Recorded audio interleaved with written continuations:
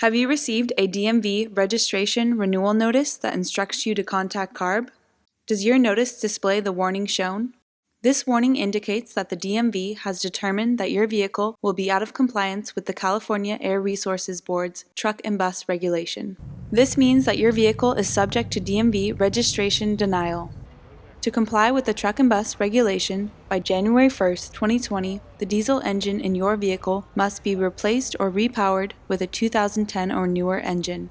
Vehicles that do not meet this requirement can't be operated in California. There is a low-use exemption available that might allow continued operation without replacing the engine. The Truck and Bus Regulations Engine Compliance Schedule determines the compliance of your vehicle.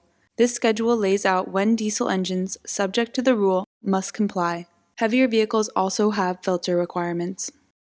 In 2020, heavy-duty, lighter trucks such as an F-450 or larger, and buses with a gross vehicle weight rating of 14,001 to 26,000 pounds with a 2003 or older engine must be repowered or replaced, or be using a low-use exemption.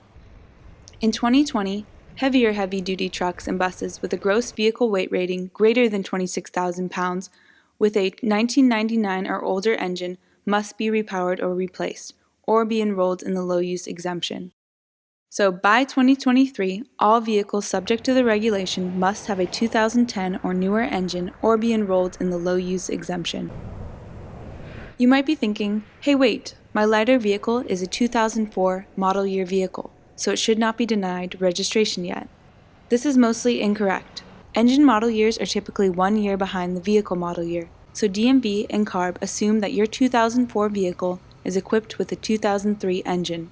If this is not the case, you will need to take steps in order to prove the correct engine model year of your vehicle's engine. So now that we have determined that your vehicle's engine is no longer compliant in California, what's next? You will need to repower the vehicle with a 2010 or newer engine model year, or have the vehicle enrolled in the low-use exemption, or replace the vehicle with a 2011 or newer vehicle model year that contains a 2010 or newer engine model year, or retire the vehicle from the fleet. Financial assistance is also available. Vehicles that don't comply with the regulation cannot be operated in California.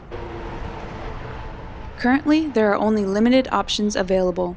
The low-use exemption requires you to operate less than 1,000 miles annually in California, and the NOx-exempt area flexibility option requires you to operate exclusively in certain areas of the state. Both the low-use and NOx-exempt options have a lot of requirements, including the requirement to have already reported the vehicle in CARB's Truckers database.